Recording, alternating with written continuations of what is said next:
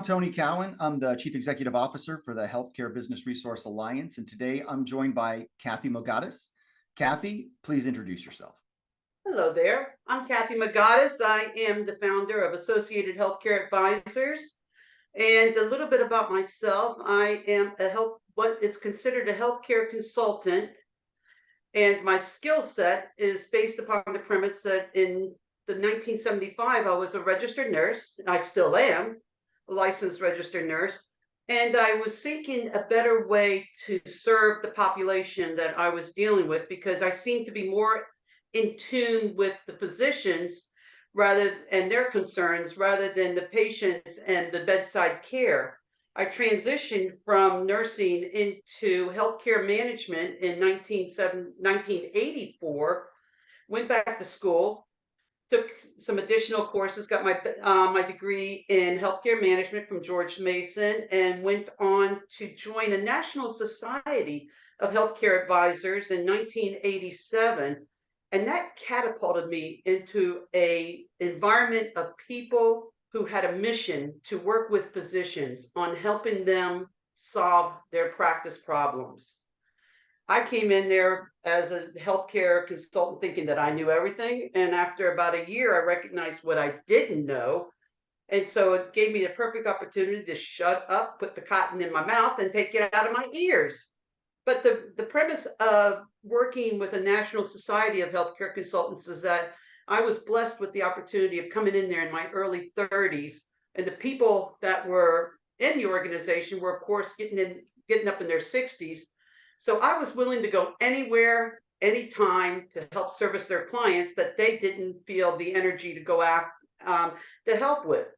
And it exposed me to educational content and opportunities that far exceeded my expectation, to the extent that I was tapped by the American Medical Association in the early 2000s to write practice management books for them. One of them happened to be the best-selling book in 2006 on managing the medical practice. And then I went on to write another book about some of the tools that was needed for that.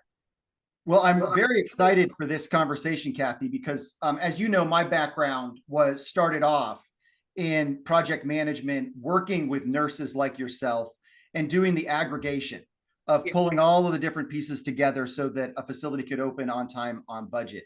Could you say a little bit more about how you break down the services that you provide? Where do you start working with a practice, and what are the normal goals that you're out to achieve with that practice?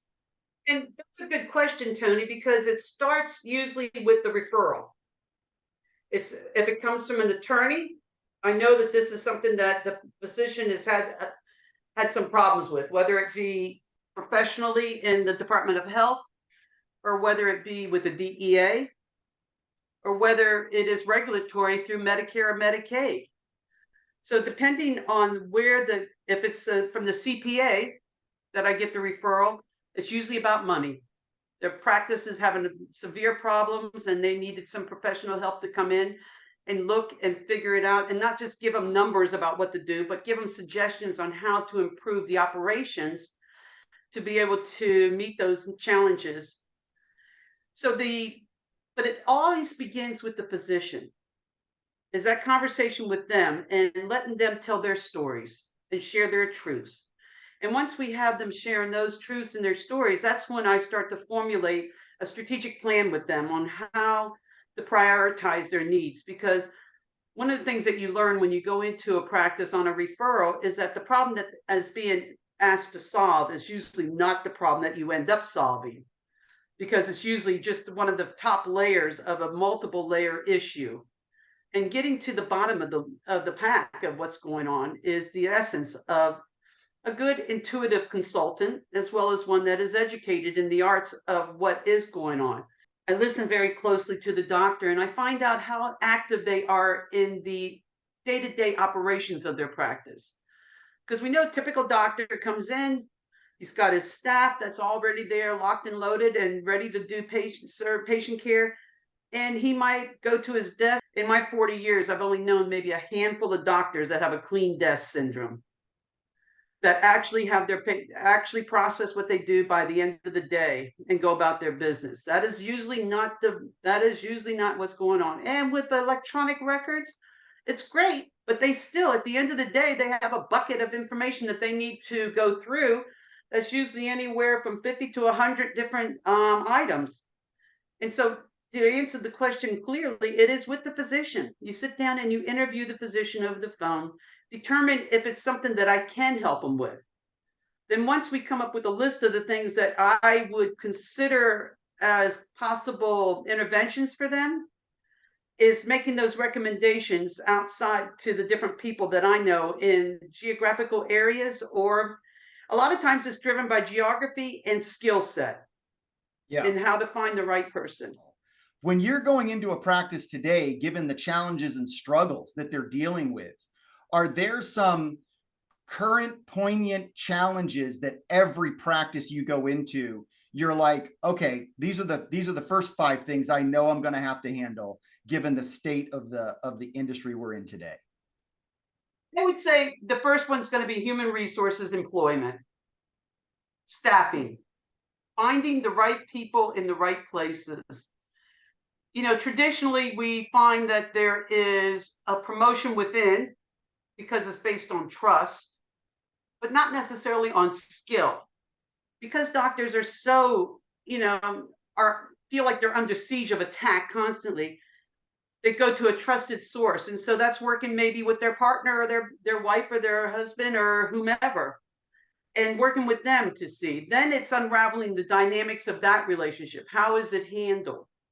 And once that's, meted out, I think that ultimately what gets the doctor's attention is money. Their money is not coming in. They're not being able to pay their bills. The line of credit, the bank has asked them to take some corrective actions. Those are types of things that we start working with to see how to settle the situation. In today's revenue cycle for the practice, what do you see changing that's bringing physicians back to being independent physicians? Is it that there's an opportunity there, or is it they're refugees from the hospital environment and they got to go somewhere? I think the latest challenge is not necessarily the hospitals driving the physicians. Either way, is that we've got a new breed of doctors coming out. And that breed of doctors have more autonomy in their mindset. They're not, they don't feel the need to join other doctors, and they're more adventurous, and they tend to be more self-assured in the way that they deal with them, and they're more business savvy because they are tied into the internet and they're tied into all the different services that's available. I mean, we've been publishing for 40 years different articles in the medical economics, doctors management, dental economics, the different trade journals out there, and the doctors read those. Yeah. But I do believe that the biggest challenge that I'm seeing right now is the equity firms that are buying these practices. That is changing the complexion of healthcare significantly. It is not as much a consumer-driven product like it used to be. And it's presenting a lot of interesting challenges for the healthcare physicians coming out today. Do you engage with your physician groups and give them input on whether they should or shouldn't get involved with an equity group? I don't tell them what to do. Number one, they're adults. I present to them situations. I give them references of people that I know that's had good and bad experiences.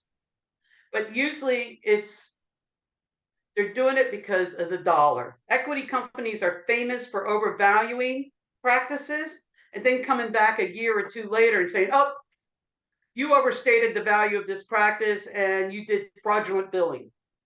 And usually, the cases that I have been involved in, it's not that they're doing fraudulent billing, it's that the equity company is not set up and prepared to do the billing correctly. Yeah. And that transitional agreement that's in place, that 6 months, 8 months, whatever the transitional agreements that are in place, they still don't have their credentialing up to date by the time that turns over. And then the doctors start losing money, or the equity company starts losing money. And that's their whole strategy: overvalue, come back later, 2 years later, then claim that it's overstated your value, and then come back and ask for money back. So what are those key performance indicators that when you go into a practice, you're like, if you're not collecting this data, you need to start collecting it because this is how I'm going to know your health? Telephones, the response on the telephone, the feel of the facility when you walk into it. You know, I'm not an empath necessarily, but I'm intuitive enough to when I walk into a facility, I can sense if this is a high level of stress in here. You come up to the desk and you're not greeted. The person's got their head down working on or their head to the computer. They're not making eye contact. And then we have the new version of employment where I don't get complete sentences from people when you're talking to them. To give, you know, and that's just another challenge, is that we're dealing with a new generation of people that feel like they can answer me like I'm a text message in front of them. Like, and so the key performance indicator that I would first look at, of course, is how is that phone ringing? If it's ringing off the hook, if people are sitting on hold for a while, if, you know, I laugh and I say to myself, the two banes of my existence is the telephone and closing for lunch. How anybody thought that an office should close for lunch is beyond me, because that is the only time that patients who are actually trying to work for a living have a chance to call, to schedule, or find out what's going on. And if the office is closed during their lunch hour, that really, you know, then it's going to the patient portal, which is a great advantage, is having a patient portal. So another key performance indicator is the revenue and collections. You do not make money chasing money. So what's the payment policies in the practice? Do they have payment policies in their practice? Do they have a good financial policy in place that is collecting the money at the time of services from the patient so that the billing can be done? Do they have the great release of all that information so that they're in compliance with the company? Back in the 90s, when everything was analog, it was inefficient and required an incredible amount of human contact to make these things happen. Now I see us in an environment where, because there's no centralized enterprise software that is integrated, we've removed all of the high human labor of an analog system, but because we have multiple digital systems, we have lack of communication, lack of interoperability. We have a level of expertise that if you lose an employee that's been using this system for years, you've got to now train somebody. You have errors, you have losses of huge amounts of data. So how do you deal with that in a practice when you walk into a practice and they have 8 different systems that they're using that don't talk to each other? Well, that is a big problem. And it's not just, you know, when you're asking me about a KPI, I neglected to notice retention of employees. If I've got a practice that has a high turnover, there is something going on there that you need to do. And somebody or something in there is toxified the office. And that's where you have to get down to that. But the data integration is something that has done a great job of creating different silos of information with very little cross access to it. I go into health records or EMRs and billing software. I've got to go in and out of 4 or 5 different screens in order to get to where I'm looking for. Log in and log outs to go there. Well, that's great for HIPAA privacy, but it's not really good for streamlining. And I've got to go into it again and again and again. Yeah, well, you remember when patients' files actually took on a little bit of the spirit of the patient? So when they pulled this patient file out, there'd be like notes and margin writings, and even sometimes the doctor would doodle a character on the patient file, and you felt like you were holding the patient while you were retrieving the file. And today, it's a data file in a computer, and there is no personality to it whatsoever. And I feel like something was lost there. Tony, the one good thing about that is one of my second veins of existence in the healthcare practice is Post-it notes. With all due respect to the Post-it note inventor, it is the worst compliance tool in the office. I cannot tell you how many times I've walked into the office and seen people's desks that have Post-it notes passed all over there that don't have a date on it, that don't have a name on it, that don't have a whatever.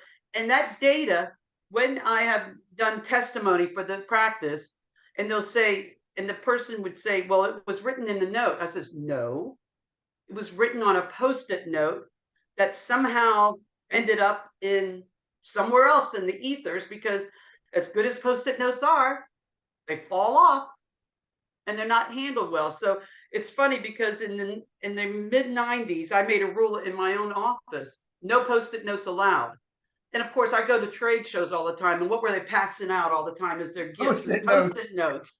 But I acquired a bunch of them, and I did what everybody else does. I donated them to the school. Nice. We've been using since 1989 5x7 pads that are dated at the time you open the pad and dated when you close the pad, and it's stored.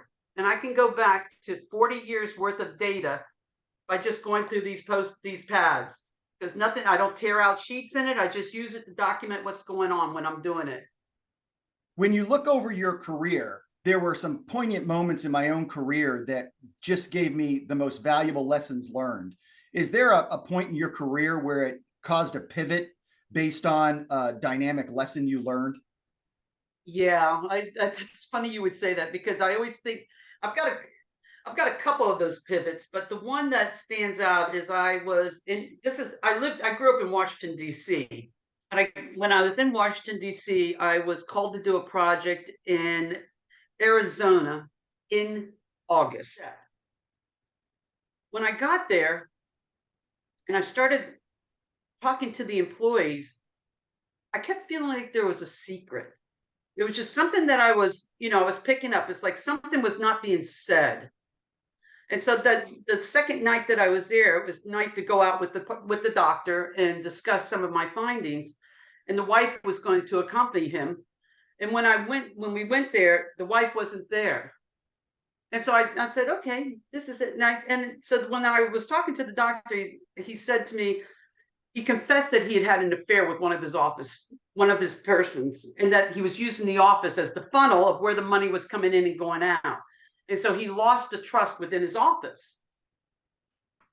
Well, everybody knows that if you get a collection of women together and one of them gets burned, they all feel the heat. And so the office was retaliating by not being cooperative with them anymore because they were angry. And I mean, I know this sounds like psychobabble to a lot of you, and you're like, what does that have to do with running a business? Well, they were the ones that were running the business. Yeah. And they were not happy. And so the first thing we had to do was repair that situation. And I got that feeling, the doctor, I mean, we're in the middle of a restaurant, and the doctor broke down and was crying to me about his misdeeds that he did. And the reason why his wife wasn't there, because they had a fight before, because she didn't want to be part of it, because she knew that he was going to lie about what was going on. It was just like this whole component. And it gave me the perspective. It's like, as I said, what I learned from that lesson is that the issue that you're being brought in on rarely is the issue that really is there. And to always look beyond the layer. That the people that go in there and they say, okay, you want blank, I'm going to do blank. So there's always room in all my work that I do that's an exploratory work. Yeah. And having a sense of what's going on. If they restrict me from going into certain areas, that's usually a sign and a flag that something is going on that you don't need to worry about that. Yeah, come on in and help our practice. But whatever you do, don't look at billing. Yeah, whatever you do, don't look at billing, and whatever you do, don't look at the people that I pay vacation to. If you have a lot of staff turnover, there's something toxic, and you hope it's not the physician. Well, and the problem that I run into is a lot of times it is the physician, and that means that we need to automate the systems as much as possible. Yes. So that there is more digital format available and not as much analog by the people. Something that we're both involved with, which is the Healthcare Circle of Excellence. What I love about the organization is that it gives me a reliable network of people who I know their job, that I can then bring to focus on all the areas I don't know. And I've spent most of my career doing that. Is that the same for you? Exactly. I work independently. I've had staff, and I do have staff that work with me, but I have I need a greater tool. I have a plethora of people. Probably, I think right now it's probably about 300 people around the country that I can tap to do things. Locally, with the Healthcare Circle of Excellence, I found amazing talent in my own backyard. I'm And not an employee. the margins today are not like the 90s. No. You to set up a medical practice or an ambulatory surgery center, Oh you my God. cannot afford to bring someone from California who has to learn Florida rules and all that savings from having somebody that's local, that already knows city ordinance, that already understands local third-party payers, that has relationships with people, is invaluable to get coming in on time and on budget. That's interesting because the point of information is that I've been working with a surgery center for, let's say, 25 years. I've been working with the same surgery center. And in the last 3 years, they sold themselves to an equity company. Been a big transformation in what's going on. Their staffing has just been horrible because people are leaving. They don't believe that they have the mission behind them. And that's one of the things that I will say about healthcare in general.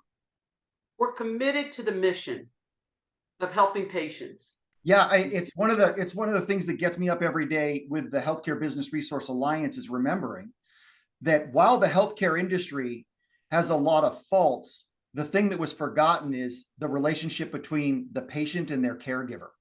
And if Exactly. you solve the problem by improving the relationship between the patient and caregiver, healthcare quality improves. If you solve the problem by figuring out a cheaper solution, that's where we head down this dystopian hellscape that we find ourselves in. It's really fun because I think we should probably maybe look at doing a different format where once a month we have a chat, because we both have similar backgrounds that we can get down into the minutia of things that I think practice managers want to hear, that independent physicians want to hear. And us bantering back and forth, I think, provides a lot of ambient knowledge that could help. And then we could bring in solution sets that the Healthcare Circle of Excellence and the HBRE provides. Yes, that's what I like to do, is try to improve that by highlighting some of the special needs that we have to deal with the different Circle of Excellence persons. Yeah, that's spotlight them in that way. That's perfect. Okay, I will talk to you later. Bye-bye.